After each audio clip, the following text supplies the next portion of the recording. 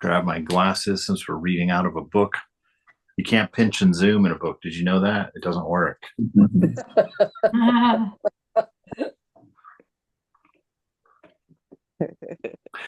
All right, so we are continuing on with the Imitation of Christ. We're in the 10th chapter of Book 2, called Gratitude for God's Grace. And I have a feeling this one, there's going to be some beautiful things in here, I bet. Because really, this is the linchpin of our relationship with the divine, this sense of grace. You can move ahead miles ahead of where you actually are by grace, if you can use that grace to quiet your mind and the disturbances that you have inside, and to silence some of the lower level noise. This grace helps us in our boldness with the divine.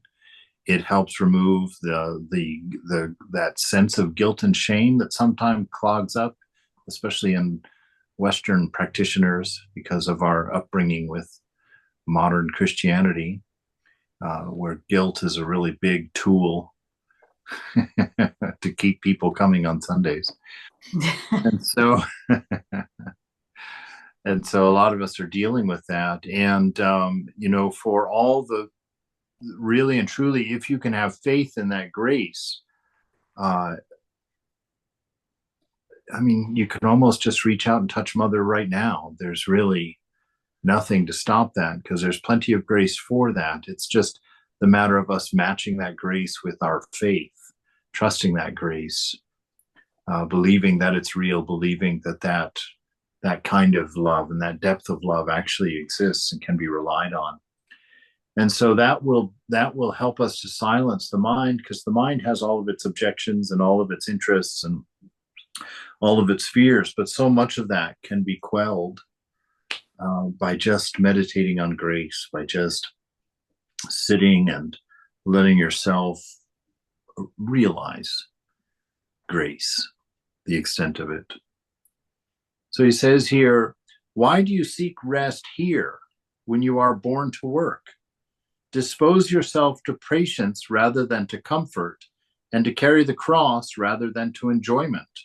What temporal person would not gladly receive spiritual consolation if such a person could keep them always? All right, so this is a very good question. It's a good question for us when we feel that tendency to go toward the world, to go to our favorite little hideaways when life gets difficult, whether that's going out with friends or going out clubbing or having a drink or whatever our little hideaways, our little rewards to ourselves for relaxing are. Really, for us, the goal is to find that same enjoyment, that same fulfillment in the thought of the beloved, in a moment's company, by stepping into the heart. And that's why it's really up to our practice to make this real for us. It's really up to us constantly thinking about these things so that they become real. When you keep them at arm's length, or you keep them just on the other side of the hill, penned in on your 1 or 2 hours a day of practice, religion still seems to stay separate and still seems to not be the real. Daily life seems like the real thing. Religion doesn't seem like the real thing. When we hear things like "you're not the doer," that doesn't seem real to us. When we hear "you're not the body and mind," okay, we agree to it philosophically, but to know what it means, to feel it, we don't have that. And that all changes when we really begin to have the divine, and our search for the divine, or our practice for reaching the divine, for uncovering the divine, as prominent. When we start choosing to do that instead of wasting time, if you get an extra half hour, here Mother's just going to put a brand right across my back. But, if you have an extra half hour, if instead of meditating, you go watch Tom and Jerry or turn on YouTube, then that means we're still on the upside of that hill. we're still on the upside of that hill. But when you choose to do the right thing or do what you know is best for you inside, at that point, things start to become real.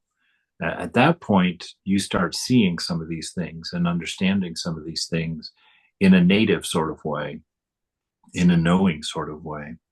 So he's asking you the question, why do you seek rest here? Here, meaning in this life, when you're born to work. That's what even Veda, even Vedanta says that. That you're born to work. Mother says you should never be without work. You should always be busied, because we are the Word, right? We're the manifestation aspect of God. We are the action of the divine. So our lives are born for action. Our lives are born for creating and destroying karma, as it were. And so this world is not your home, right? There's that wonderful song, "This world is not your home, you're just a passing through. Your treasures are laid up somewhere beyond the blue.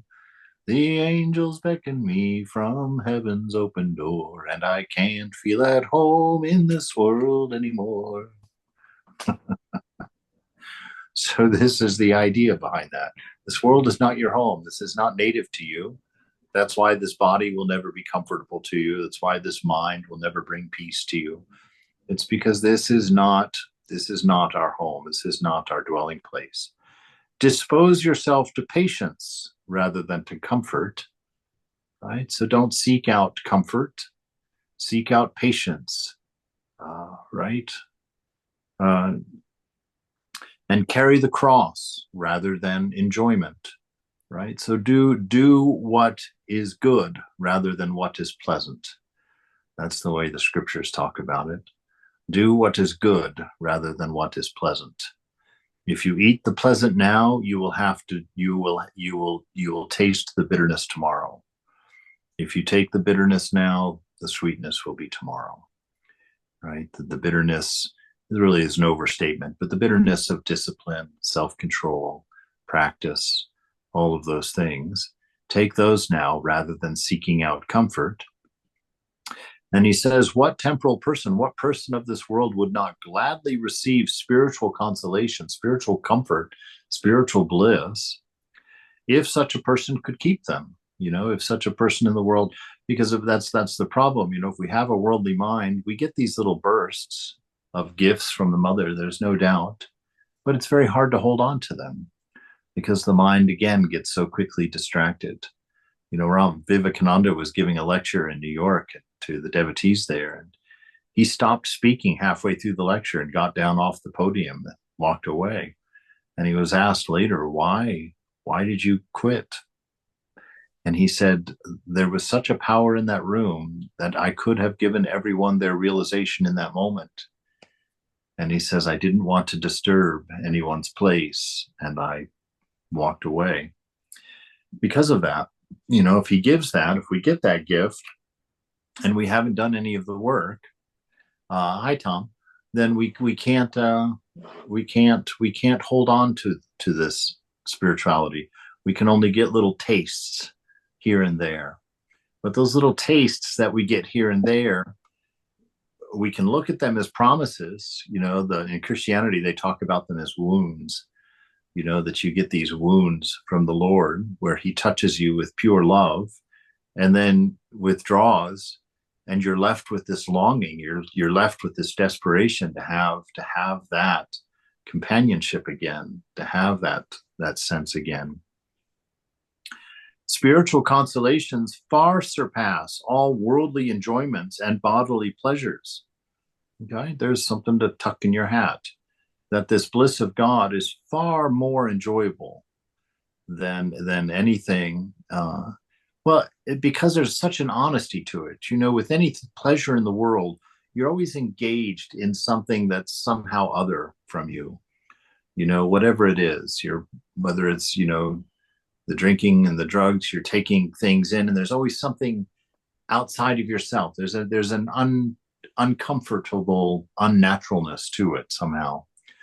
But in spiritual life, these things that come to us natively through our nature, through the company of the beloved, through the divine, these have a wonderful, peaceful, native feeling to them, like they belong to you. They are your very own, and they don't take anything from the outside to maintain. So it's like it's the love of your mother. It's something that's there because of your relationship with mother, because you are her son or her daughter, and you have a long relationship. Your mother brought you into the world, and so there's that love that you have for your mother has a very special quality to it. Has a nice sweetness to it. And so this relationship, this bliss, these consolations from divine practice, from spiritual practice, from developing that relationship with the beloved, they have that same homey, comfortable, natural, embracing feeling. And ultimately, they don't end. They don't end. You can say that now. They don't end for us now, but we can't hold on to them. We can't keep them within our sights or within our attention because of our distractions and our samskaras and habits. So it's not that they go away; it's that we simply can't retain them. We can't keep our minds quiet to appreciate them. So spiritual consolations far surpass any worldly enjoyments and bodily pleasures, for all worldly delights are either empty or unclean. But spiritual joys alone are delightful and honest, since they spring from virtue and are instilled by God into a pure soul. Right? So this is where they come from, and this is their nature, right? That doesn't require any taking on our part. It's just an openness on our part to their existence. Anything in the world you have to take, and someone else isn't going to get because you took. But these spiritual consolations, the spiritual bliss, the spiritual joy, there's no taking, and your having does not in any means say that someone else isn't going to have. See, there is no. I'm sorry, I got distracted there. Something about housing came up on a notice on the screen, and of course, talking about purity of mind and steadiness of mind, all of a sudden I'm pulled right into this distraction. But look at these beautiful qualities of what spiritual gifts are in us, these experiences that we can have. All worldly delights are either empty, meaning that as soon as they wear off, right, as soon as the system clears out whatever it is in there that's giving it pleasure, they go away and they leave nothing for you but the memory of it, right? And that memory is a samskara, which means that memory is going to drive you to do more. And so that's really all of the worldly pleasures. That's the nature of them. That's why we call them empty, because all they leave is an echo that makes you long for more of them. And so you basically try and take a temporary thing, a thing that passes, and you try and create a whole life around it. And that takes so much effort and so much work. It can't happen. So all worldly delights are either empty or unclean. Unclean means that they have me in mind behind them. All of your pleasures always have a sense of me in mind. There's always a focus on a selfishness around them. Even when you're out with your buddies, you're out to enjoy your buddies. They enjoy you as well, hopefully, but there's still always this sense of taking, always this sense of grabbing. The spiritual joys alone are a delight and honest, right? Delightful because they spring from within and they give to you the exact bliss you're looking for, a bliss that comes with peace, a bliss that's not frenetic and not the raising of a high vibe of a what would you call that? No hype. There's no hype to it. The hype's not necessary. That joy is very honest, very silent, present. It's the result of beautiful things. Spiritual joys alone are delightful and honest, since they spring from virtue. They spring from you living according to your nature. And that's one of the reasons that they are most enjoyable, right? Because all worldly pleasures require you to counter your nature, right? They require you to counter your nature. But spiritual bliss, spiritual joys always come through fulfilling your nature, always come from being in line with Satchitananda. So you're being inspired by your inner self. But no persons can enjoy these devout comforts for as long as they wish. For the time of temptation is never long absent, right? And that temptation is just that thing, whatever that thing is for you, or things that draw you out of your center. You know, those things that make you take your eyes off of the mantra, make you take your eyes off of the bliss that you have in the heart, pull you out of that space of peace inside, and get you involved in a process, you know, get you involved in a linear grabbing of something, a time-space causation situation. With spiritual joys, that you don't have to, you actually step out of those cycles and you enjoy yourself. You enjoy what is there waiting for you. Whereas in material pleasures, you have to generate them. You have to go out and generate them, make them happen, and you have to continually work to keep them present. Whereas spiritual joy is part of your nature, and all you have to do is withdraw into them. And they are always reliably present there. And so the things that don't let them stay there permanently, that's why we talk about being established in realization, is because we get distracted, we get pulled out, we run after things. False freedom of mind and over self-confidence are a great hindrance to heavenly visits, right? So false freedom of mind, that's taking license, right?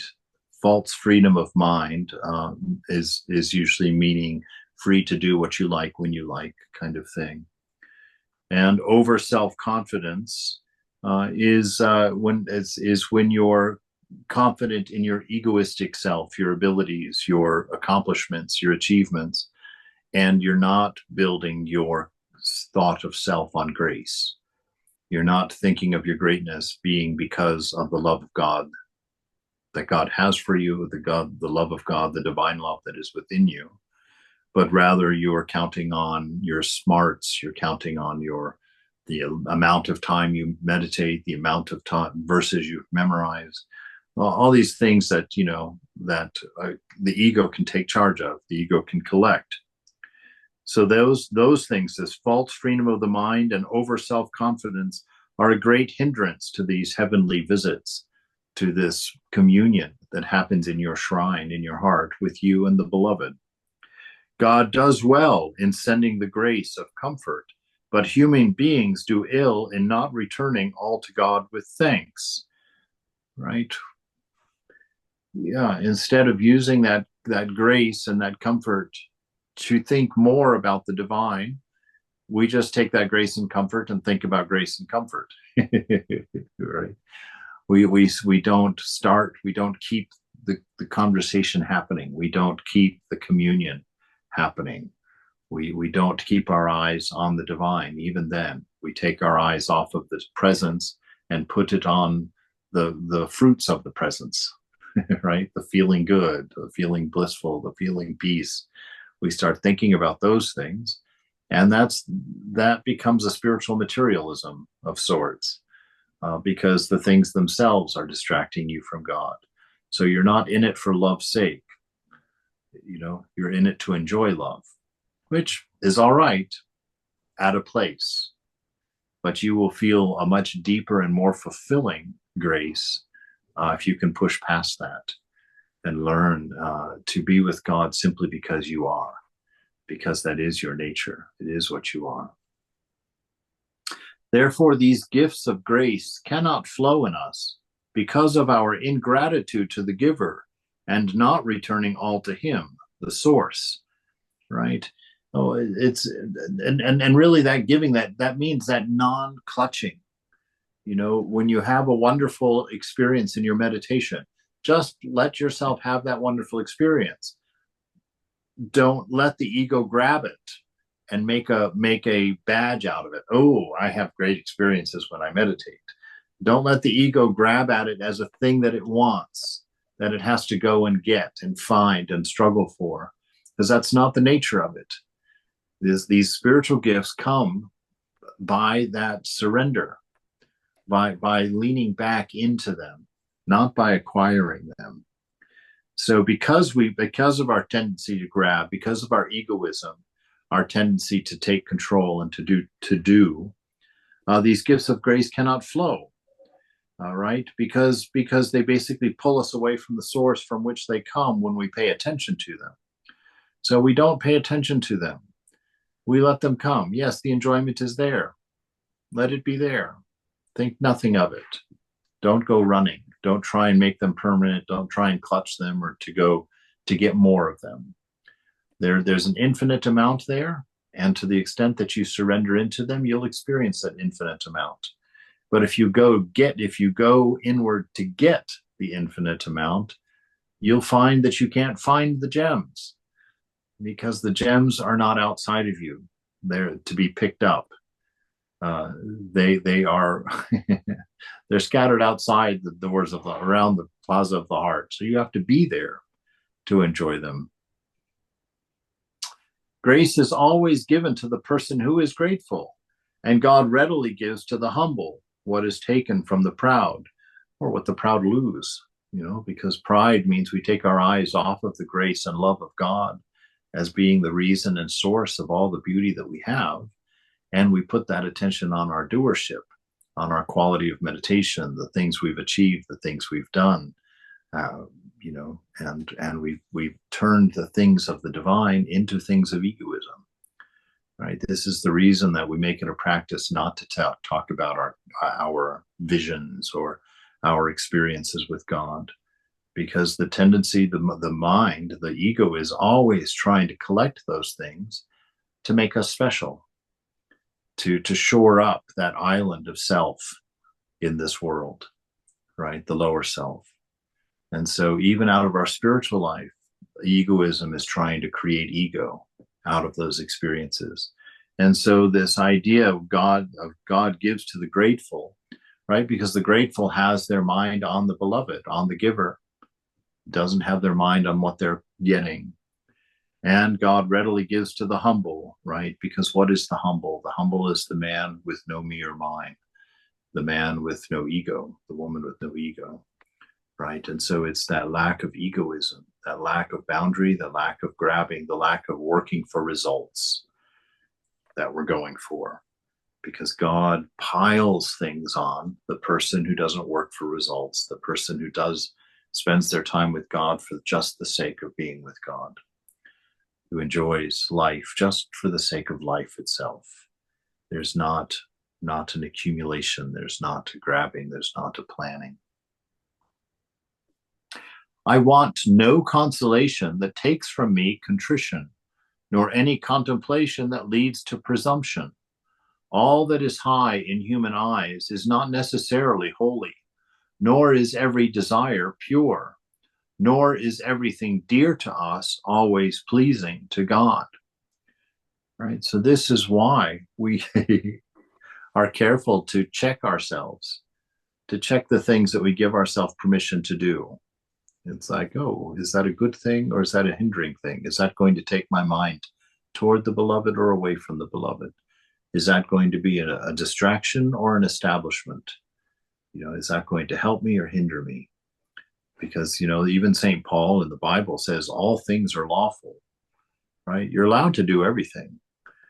God is not about forbidden circles. It's like you're allowed to do everything. He says, all things are lawful, but not all things are helpful. Mm. So this is how we think about it. We don't think in terms of sin. We think in terms of what's helpful. What keeps me in bliss? What keeps me content? What keeps me peaceful? What keeps me compassionate? What keeps me thinking of others? What things take me outside of my own self? This is how we live. And he says, I want no consolation. I don't want anything that's going to take away this relationship with God, that's going to take away my awareness of God, that take away the awareness of the sweetness with the divine. I don't want any consolation that's going to take my contrition. I don't want any contemplation that leads to presumption. I don't want my relationship with God to turn me into somebody who's presumptuous. Right? If you mix your ego with your religion, then you get presumptuous. The best way to understand this difference to me is that story, that event that I saw on a YouTube video where that young boy, the Pope, is speaking. Right? I've shared this before, but it's such an important thing because it's really shows the difference between hideous and beautiful, in the sense that this young boy, he's probably 4 or 5 years old, somehow gets away from his mother backstage. The Pope is out speaking to a very large audience. And the boy wanders out on stage, and he's just being a little boy, just looking around and gazing at everything. And of course, sitting in the middle of the stage is the big Pope chair, the throne that the Pope sits on. And of course, that gets that little boy's attention, and he goes right over to it. And, it comes all the way up to his neck. And so he goes about the process of how to climb into that chair. And you've seen toddlers climb into chairs. It's adorable to watch. And so this young boy climbs up into the Pope's chair and sits there, and only his feet hang over the edge, and his arms are up on the arms, and he's just sitting there, just watching. And of course, everybody's giggling. There's a wonderful little titter going through the audience. And the Pope turns to see what everybody's laughing at. And he sees the young boy sitting in his chair, and of course smiles and laughs, is not bothered by it at all. Why? Because there's no presumption there on the child's part at all. There's pure innocence. The boy sees it as a chair. There's no awareness that it's not his chair or that it's somebody else's chair. There's no me and mine in it. There's just simply this being present and going and sitting. And see, this is what he's talking about here when he says there's no presumption. I don't want a contemplation that produces presumption. I don't want my relationship with God to make me feel like I have the right to go sit in his chair. I don't want my relationship with God to make me feel like I have the right to go and do this, that, or the other. Right? So we don't have that give and take idea, that mercantile idea about our relationship with God. We just don't have it. We're just with the beloved. If we sit in the chair, we just sit in the chair. It's not for or because anything. And so this is what we're going for, to be present in the moment, enjoying the company of the beloved, and not letting it create any calculations in the mind at all. Just simply be with God. Don't think about anything beyond that. Don't calculate anything beyond that. Just be and enjoy that presence.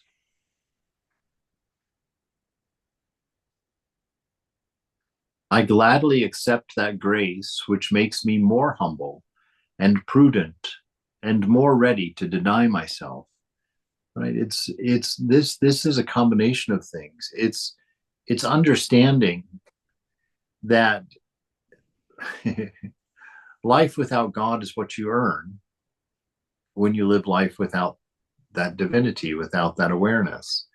And so that's life. That's what you get.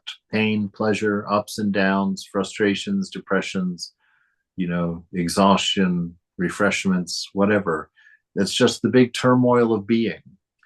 And when you come to know that all of the things that are truly satisfying, which you've never had, well, most of us never have in this world, because we depend on the world for our enjoyments. We depend on sensual things for our happiness, for our enjoyments. When that does switch, when we do actually have enough of a relationship with God that we actually get some enjoyment from it, when we've actually grown close enough to the divine presence in the heart that we actually are getting some interior peace from that. The quality of what we get from that is so clearly superior to any of the temporal nature of things that we can get from the world. Um, because the things in the world are always fleeting, they're always slipping away and requiring more of you in order to get the same amount again. Whereas spiritual life, we come to know that these things are self-evident. They are already within us. And our access to them is through our nature, not through an acquisition, not through a doing. And so our enjoyment of them is in that same way. It's just accepting them and letting them place our eyes on the beloved, because we know that that is the source of it. We know that it's not an earning, it's not a because of anything. It's because God loves, right? Because God loves, because the nature of God is love itself. And so in response to that love, we love. In response to that grace, we're gracious. In response to that, in response to that ability to be with God, we're just happy to be with him. Those who have been taught by the gift of grace and chastened by the scourge of its withdrawal will not dare to think that any good comes by their own doing, and will openly confess that they are poor and naked. Right? This is where we want to stay. We want to understand that when left to our own devices, we indulge in ignorance. Right? When left to our own devices, we suffer. And because of the nature of God, we're not doomed to that. And so when we're able to free ourselves to some extent from that experience of pain, of the ups and downs of this dual world, and we actually find some refuge with God, there should be just a wonderful response inside of gratitude about that, because it didn't come from anything we did. It's because God loves that we experience that. It's because of that divine principle. He goes on, he says, therefore give to God what is his, and to yourself what is yours. That is, thank God for his grace and blame yourself for your sins, realizing that the punishment due to them is yours alone, right? So it's understanding that if you lived a perfect life, you don't add anything to your bank account.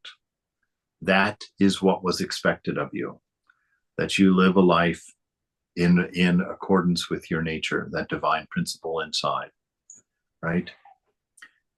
And so when you decided to eat of that tree of the knowledge of good and evil, when you decided to think of yourself as separate and apart from God, when you started to act as if you were separate and apart from God, and you went to grab things to replace what you lost when you thought yourself separate from God,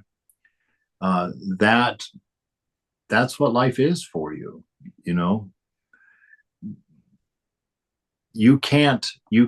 being good for 5 days in a row doesn't at all take care of the debt of you being a horrible person for one day, right? It's not like that. It's like if you live perfectly, you don't accumulate anything extra that you can fill in the holes that you dug in your vices.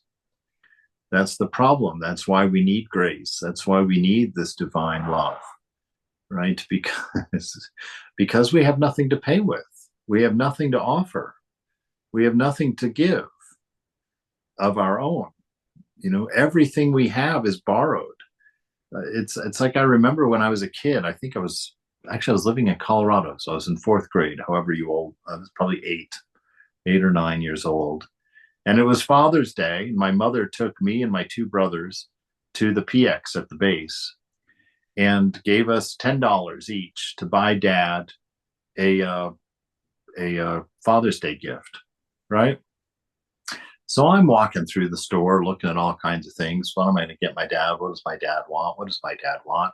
And just because I was a thoughtful young man, I I realized to myself, I was like, well, why doesn't dad just come and get his own gift? It's his $10. it's it's his $10. And I have to now take this $10 and try and figure out what he wants. Why didn't he just come and take his $10 and get what he wants? I just, it seemed like a puzzle to me. And so you see, that's the thing. I don't have anything to give my father a gift, right? So what am I doing when I buy that gift? I'm not giving him something that he can't have or doesn't already have or already have access to because I took his money to get it. What am I doing? I'm taking a thing that costs $10 and I'm putting the love of a son into it and giving that to my father. I ended up getting a little Snoopy statue that said, "Think Snow." I don't know why. I thought it was the coolest thing in the world and I thought my dad would love it. So I bought him a little Snoopy statue that said, "Think Snow."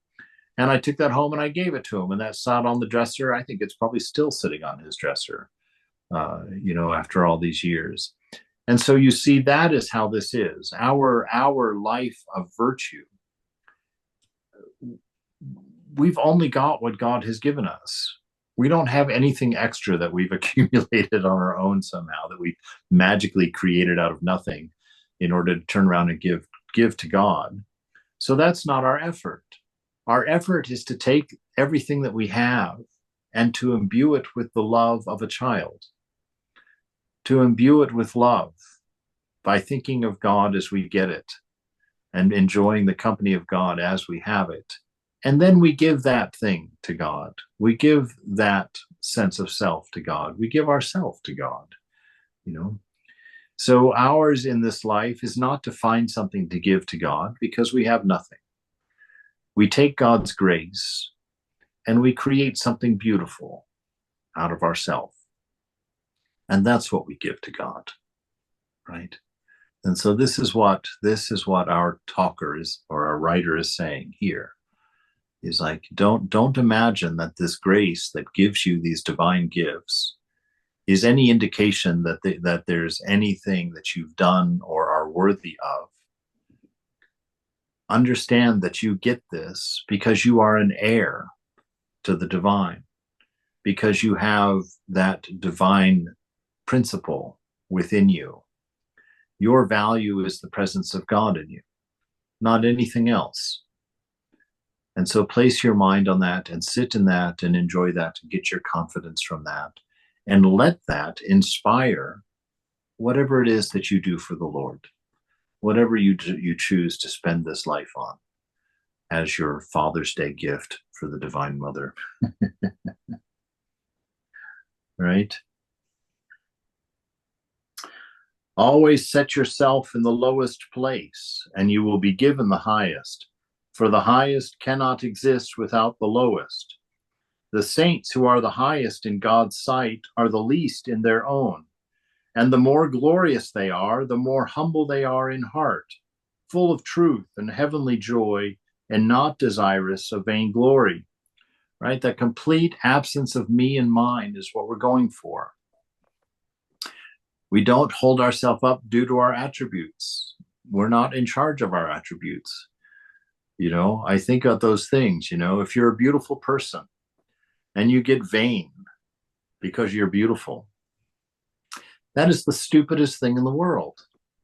What did you have to do with what you look like? Absolutely nothing. You were born and there it was. Oh, she's beautiful. Well, lucky you, wonderful. But if you take that on and somehow become vain about it, you become hideous, right? You've taken something that's wonderful, being beautiful, and you turn it into something horrible, like being haughty and being proud, right? So understand that what you have is beautiful and be beautiful. Enjoy that beauty, but don't take it. Don't own it and say it's me and mine. Don't think it's because of an earning or because there's something special about you. No, take what is beautiful and approach God with beauty. Give, share, encourage. This is why we take that. If you've got a beautiful voice, Why would you be proud of being able to sing? What did you have to do with how your voice sounds? Nothing at all. So why take credit for it and go around as if you're something because you know how to sing or because you sound good when you sing? You see, this is what he's warning us about. God has great gifts for us along the same lines, the same nature as being able to sing and being beautiful or being handsome or whatever those things. You know, in the same way, God gives us wonderful things as we approach him. He makes us loving people.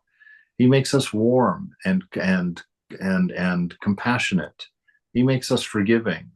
He makes us steady and calm and patient in difficult situations, right? And you don't have anything to do with that. Mother's doing that in you. She's training you. That's your nature that she's allowing you to express, allowing you to bring out. So be beautiful for the Lord. Be gracious about all these wonderful things that you have and are, and give. Enjoy the gifts. But don't pile them on and ruin them by poisoning them with a sense of pride or a sense of egoism or a sense of I earned them or these make me special. I'm special. You know, this is the wrong way to go about it. We have to take all this beauty that we have from the beloved, and we just have to put it back, give it back. And how do we give it back? By adding our love to it, right? Our own response, which comes from the gratitude we feel inside. We add our love to it, and that's what makes it special to the beloved. Mm-hmm. Just like my picking out that gift for my father made it special for my father. It wasn't because it cost $10 and it was Snoopy. It was because I picked it out and I wrapped it up and I gave it to him, even though it was his money. He still accepted it as a gift and enjoyed it as a gift because I was his child, because I was his son. And so it is with the beloved. You know, he's going to love whatever you give to him because he gave it to you for that reason. So that's why I say the point of life is non-resistance. Take everything that this moment gives you, sit there and look at it and dream up something beautiful that you can make from it and give that to your beloved. Give that to the world, right? That's what we do as spiritual seekers. We take what comes to us in the moment, we create gold out of it, and we give it back to the world. Give it back to the divine. Being grounded and confirmed in God. Right?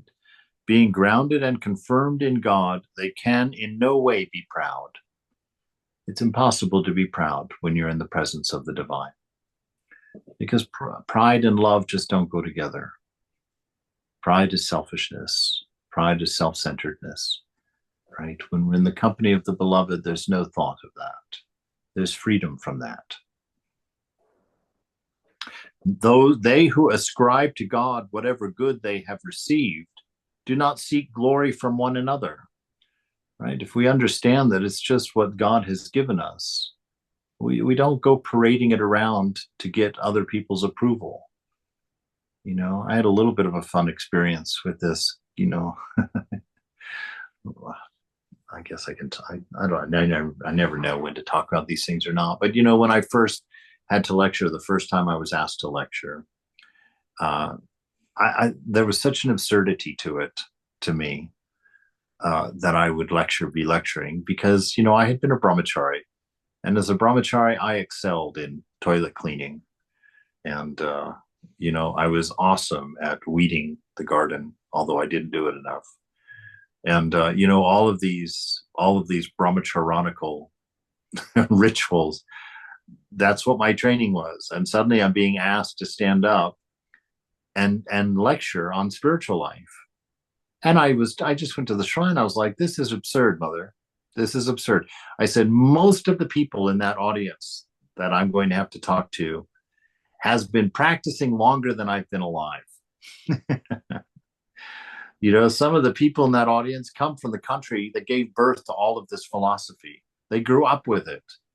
What am I going to do to stand up and give a lecture to this group of people? What is this? I said, this is absurd. And I said, so if you are determined to put me in this absurd situation, I want the same deal you gave to Vivekananda. And as I understand it, Vivekananda said that you put the words in the back of his head and they came out of his mouth. I said, if you're going to put me in this weird position, that's the way it's going to be, because I have nothing to say to these people. I'm more lost than most of them are. How can I do this? And so I gave that first lecture and it went really well. And I was very excited about it. I thanked Mother and I thought that's perfect.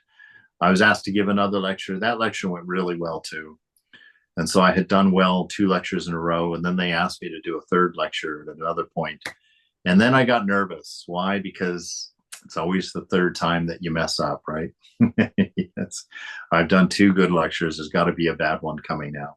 Well, that third one went well, but I was insecure about it, right? And so afterward, I was asking people how it went. How did they enjoy the lecture? Did it work? Was it, did they like it? And after I had stopped doing all of my handshaking and everything and went back up in the monastery to my room where it was quiet, I felt very uneasy.